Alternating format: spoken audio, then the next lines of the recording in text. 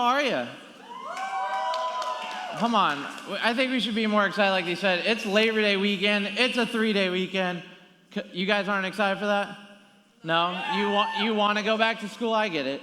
I get it. Well, guys, I'm Alec. I'm one of the pastors here. If we haven't met, come say hi to me after. I'd love to hang out, get to know you.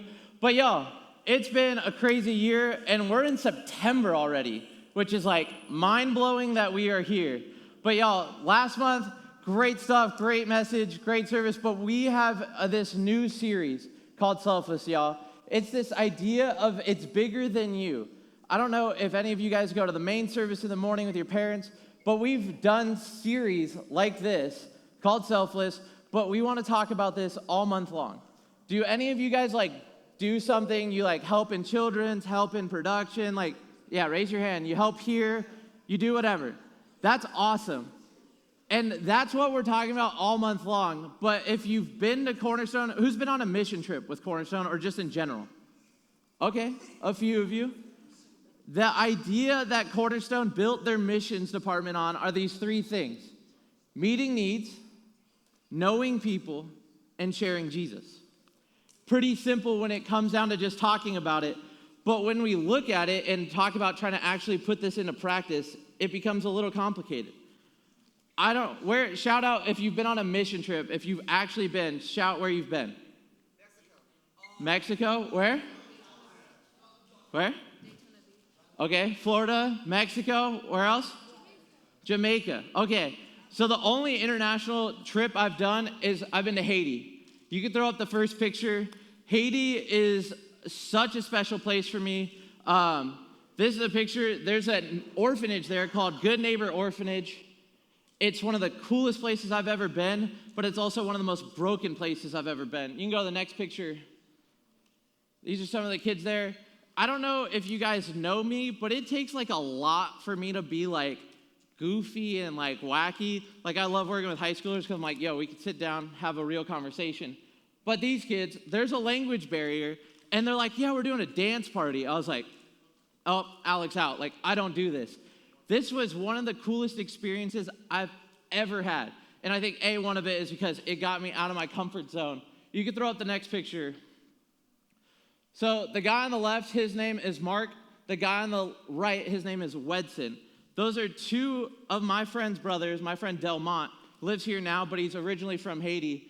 And I think on trip number, 3 or 4, we got to meet them. They were some of our tour guides, our translators. Some of the coolest people ever. Still keep in contact through social media, through messages. And then I went back, I think one more trip after this one. You can throw the next picture up. So, unlike people, I'm going to talk about two different things. We need to know people that we're around and know people that we serve. These are two people I got to meet through the trip that made me feel, really short. I'm 6'2", big dude. That guy's 6'7", played in the NFL. There's another picture. I was nah, I don't need I'm sitting on a couch. He makes me look like I'm his 2-year-old son. And that's him and his wife, Luke and Jess. They are some of the most incredible people. I've been out to LA for a conference. They're hey, come crash at our house. Really cool people. Throw up the next one. So this is my friend Odin S. If you guys have ever been on a trip overseas or out of the country, there's usually one person that's your guy, your girl that you can just rely on through good times, bad times. That tall guy, Luke, he's, I think, type 1 diabetic, one that's really, really bad. He ran out of, I think, insulin needles while we were there. His wife, I'm watching her cry, thinking her husband's gonna die. Him and those other two guys jump in a truck, middle of the night, go out, pull this 911 emergency mission off. They pull it off, he's all good. But these are the guys that year after year, I love going down to see, but they have my heart. Is that the last one for Haiti? I think so. Might be one more if there's another Haiti one. But we're going to talk about this idea of knowing people. There's knowing people, meeting needs, sharing Jesus. Those are going to be the next 2 weeks. But this idea of knowing people, there's two sides like I briefly said. There's a side of you have friends, you have your family, you have your community, you have your life group. We're going to talk about knowing them, and then we're going to talk about knowing people that you should know, people that you're going to go serve, whether that be Haiti, Mexico, Florida, your high school, your neighborhood, downtown Chandler, wherever that is. Those are the other type that we're going to talk about, this idea of knowing people. I want to read you these things, and if you're taking notes, you could write these down. We need to acknowledge that we are built and created for service. If you believe in God, you need to believe in this one, that we are created on this mission. We need to know that it's not just about us. We need to reach people outside of our normal. We need to serve without expectations. We need to love people regardless of circumstance. We need to find people where they are at, not where we are. And we need to be selfless, not selfish. When we talk about being selfless and this idea of service, if you're writing things down, need to write down and know that serving is not an option. If you're like, hey, I don't serve somewhere in here in high school or somewhere, you need to.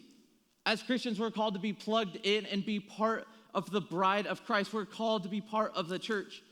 And guys, I didn't start going on these Haiti trips because I'm like, oh, I'm sold out for Jesus. I went because of a girl. Like, I was like, oh, she's going, then I'm going. Like, it could be like, we're going to Africa, we're going anywhere, I'm going. Serving is not an option. And I didn't see it as this, but the second I went, I was like, there's more than just me. The second you go to a place that has been decimated by an earthquake, that was 2010. I didn't go on my first trip till probably 2014, 2015, around there. That place still destroyed. Even on that last trip, I think I last went in 2018. It's bad, y'all. Like, you think you have a bad day? Like, my friend, we stood in this building. It was a new building, but all it is like cinder blocks, this giant circle, and that's it. And this is their brand new huge house that they're looking forward to. And I was like, man, this is it. And then I hear this explanation. I'm like, hey, whoa, Delmont, my friend, I was like, tell me what it was like going to school. He had to walk, I forget how many miles to school. And because there's no food that they could get on a ready, just like, hey, here's your pancakes, waffles, his mom would be like, hey, here's a salt cube. Put it under your tongue, and when you come home, you'll get dinner. When you hear that and see that, you think serving cannot be an option. But I get it, that people, this idea of knowing people isn't easy. Trust me, because people suck, people lie, they're messy. So this idea that people are supposed to just serve God automatically doesn't click for everyone. So when people say they cannot love God, it is because they have not been loved by people. If you ask any people, most time that they've been hurt by the church wasn't because of God, it's because someone did something that they shouldn't have, someone was a hypocrite, someone hurt them in some capacity. It's because they have not been loved by people. And I truly believe, and one thing that we're going to say tonight is we can't love people unless we know them. Think about that. You could say, oh, I love and care for them. That's great, but you cannot fully love somebody until you know them. So this first fold of service is knowing your people. If you have your Bibles, open up to Hebrews 13:16. We're going to read it. And this is one verse. We're going to use another passage out of Galatians. Go ahead and flip there, and then we're going to talk more about what it looks like to know your people. Keep going to Hebrews. But when you think of this idea of your people, does anyone just have like a best friend that you're like, hands down, I know blank is my best friend? No? None of you? Y'all lonely. Y'all need friends. Yo, get somebody, get someone, get multiple people that you know that they are your people. That when you're like, hey, it's my birthday, like we're going out, we're celebrating, we're hanging out. Who are those people that you're gonna call and like, hey, I want to have a good time with? But also you're like, hey, I just got the word, my mom's in the hospital, my parents have been in a car accident. Who is that person that you're gonna call? Because you need to have these people that are your people. So Hebrews 13:16 says, do not neglect to do good and to share what you have, for such sacrifices are pleasing to God. This idea that Jesus is the ultimate sacrifice.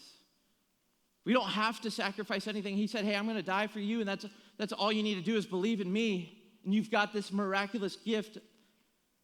And he's like, hey, you just need to get to know the people that I've created. And when you know them, love them.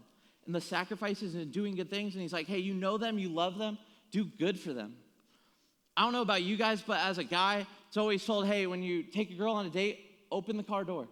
Or hey, when you're walking, I went to Perry, when you're walking up the stairs and you open the door, usually when you're going to class, there's about 800 other people going to the class in that same hallway. Be the last person in that hallway holding the door for those 799 people. Trust me, have you ever been to a restaurant, you like hold the door for your mom, and then like the 50 other tables that just got done eating, they're also walking out? I don't know about you, but I'm like, okay, I've been here for 10 minutes holding this door, like I really don't want to. But it's in that moment when I'm thinking those thoughts, and some lady goes, hey, thank you so much. Honestly, I think of that, and I'm like, that might be the best part of her day. Because someone said, hey, I'm going to put myself second. I'm going to put this person first because I want to love people. I don't know about you guys. I'm like too much probably into Instagram. If you're around me, you know me. It's true. You could throw up the first picture, but I really love pictures. I think Instagram's a great creation.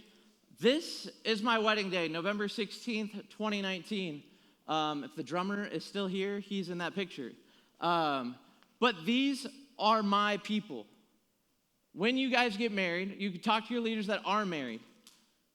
They won't ask somebody to stand with them in front of a crowd if they're not their people. The people, that's my wife's best friend, her best friend from high school, a good friend that's like a sister to both of us, a friend she's been friends with since grade school, and then her cousins. I've got two of my best friends. My other one couldn't be there. He was deployment in Japan. The third guy is the guy that was playing drums, Ryan. Brandon, the guy with his hands on his head, he was a leader for me when I was your age and continued to pour into me as I got older.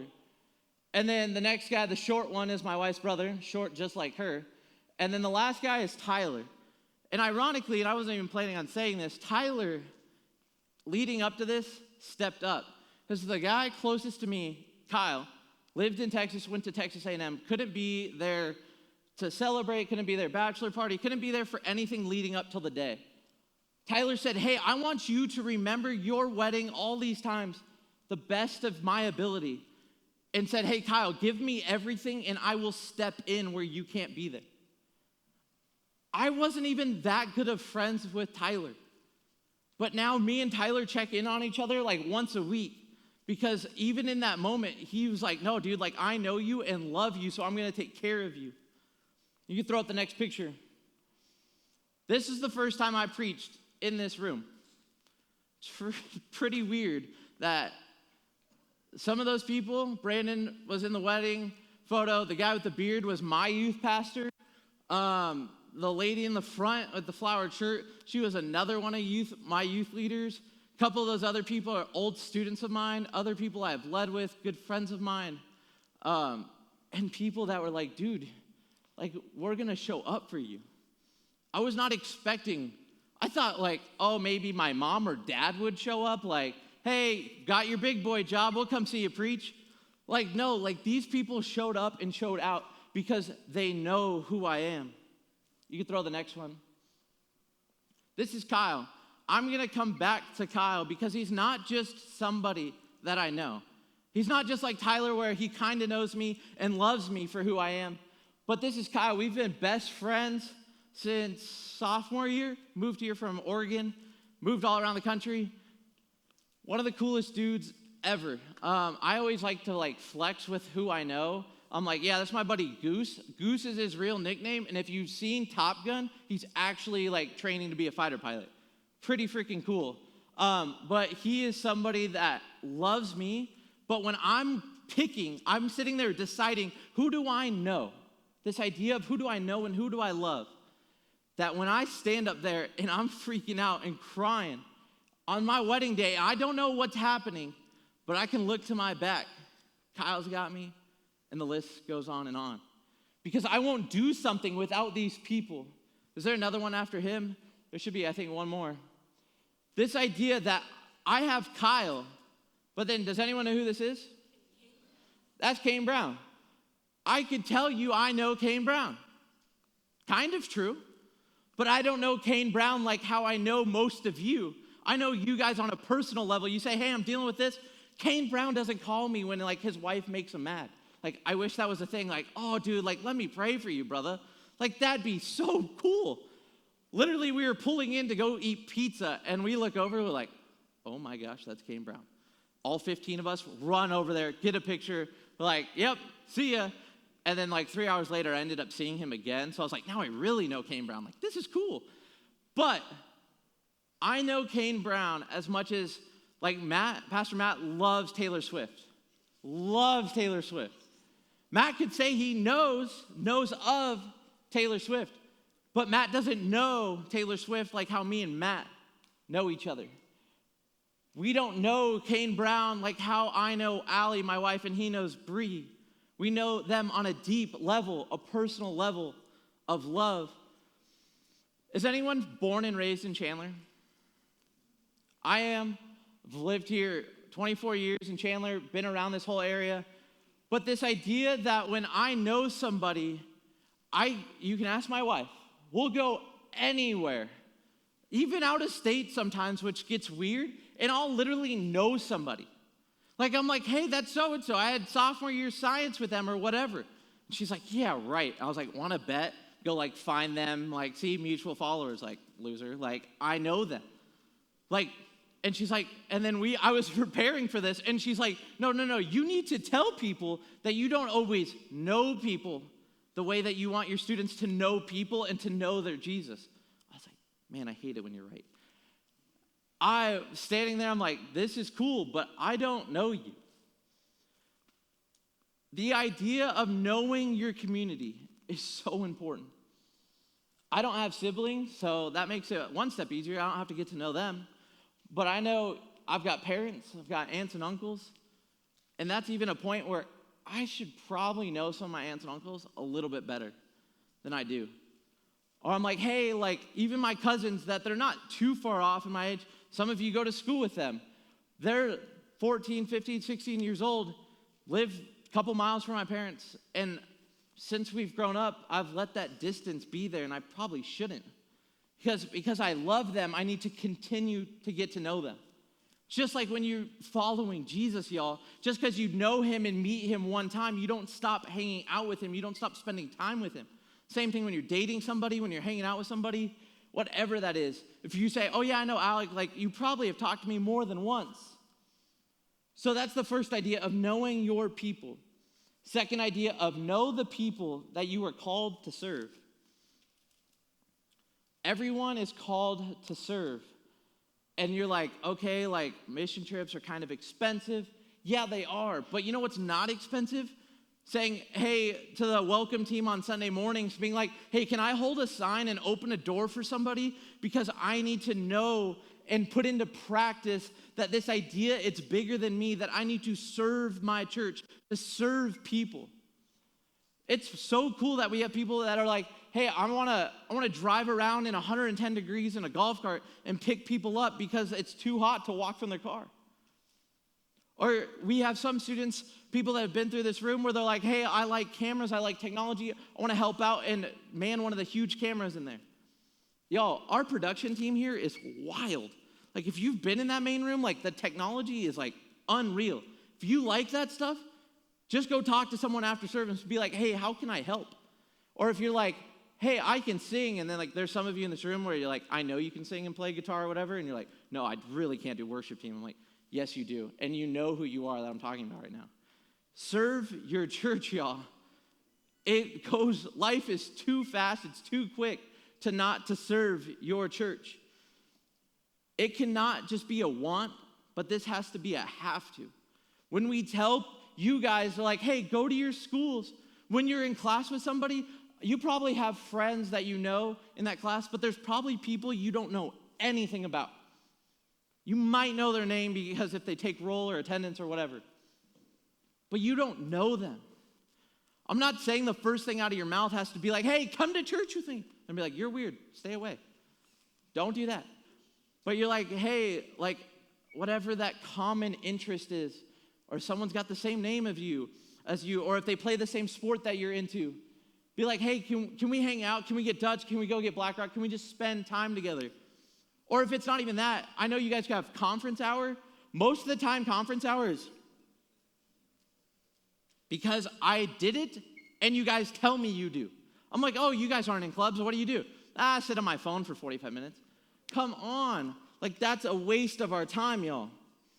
This idea that I call this, some church people call this like a holy huddle. That's what this is. This is great. What we do here, we learn about Jesus, we worship Jesus, but we have to get to this normal world that we live in. Because when we just hang out with Christians 24/7, we do ourselves, we do our friends, we do our church, we do God a disservice. Don't quote me and you're like, oh yeah, Alex said we don't go to church anymore. No. You need your community that loves you and that loves Jesus. You need a place that you can come on a regular basis and learn and have a community.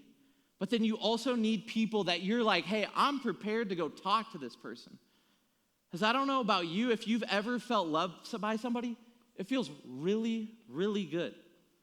Whatever that way is. If they were like, hey, like, I had an extra Chipotle burrito today, like, probably felt good. I told Maddie, I was like, they asked if I wanted it first, but, well, I was like, yo, that's dope that someone's like, hey, I've got more than I have, more than I need. Here you go.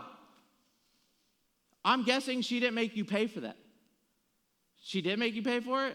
Oh, I was like, I'm going to talk to her. Yeah. They were like, hey, I've got more than I need. I just want to love you because I know you. Ironically, that happened today, and that's really, really cool. One thing in the real world that I think is so weird is when people live in a neighborhood for more than a year and they don't know who they live by.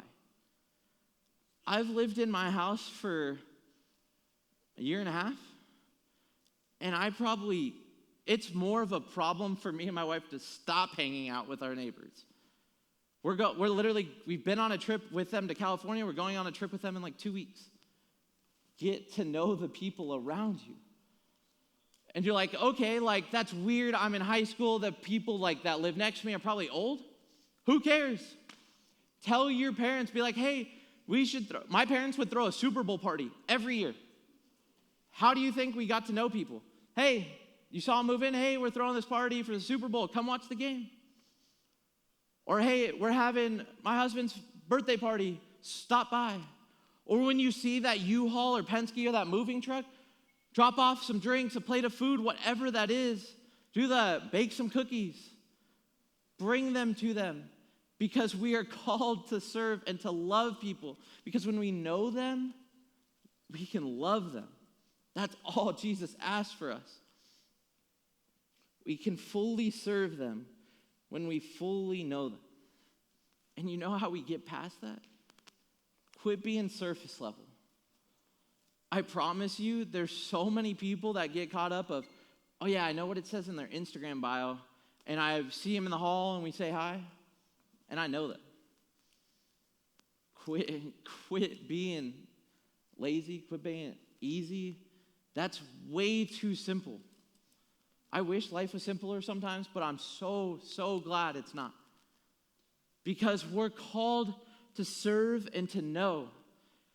And you cannot serve somebody, you cannot be like, oh, I know what you need without knowing. You simply cannot. There's a verse in Galatians, you can flip there now. It's Galatians 6:2. Go ahead and get there, because I want you to highlight it if you've got a paper Bible, or even in your YouVersion Bible app. Highlight it, screenshot it, take a note on it, because you need to know this part. All those people I've shown you a picture of tonight, in some capacity have exemplified Galatians 6:2 in my life. So we're going to read it, and this is where it gets hard. Life's already hard, but Galatians 6:2 says, bear one another's burdens, and so fulfill the law of Christ. Bear one another's burdens, and so fulfill the law of Christ. Y'all, when you bear somebody's burdens, it's tough. Like I said, it can be your siblings, it can be someone in your class, but when you bear the weight, I don't know if you guys ever helped someone move? Yeah. Like, there's some people that, like, I'm like, you need lighter furniture, man. Like, it's bad. Like, what'd you do? Buy a tree and then turn it into a dresser? Like, this thing's heavy. But when you're like, hey, you got that end? Like, we're going to pick this up now. Like, don't suck. Like, we got to get this upstairs. Like, you're like, hey, you're going to bear this weight with me. And when you're counting on somebody in that, you're saying, hey, you're going to take on half this load. You're going to take on what it feels.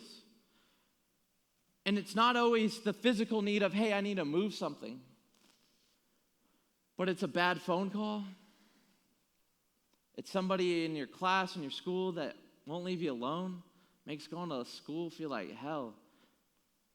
When you're like, hey, mom, hey, dad, hey, whoever that is that you've decided is going to bear this weight with you, and they have to decide that with you.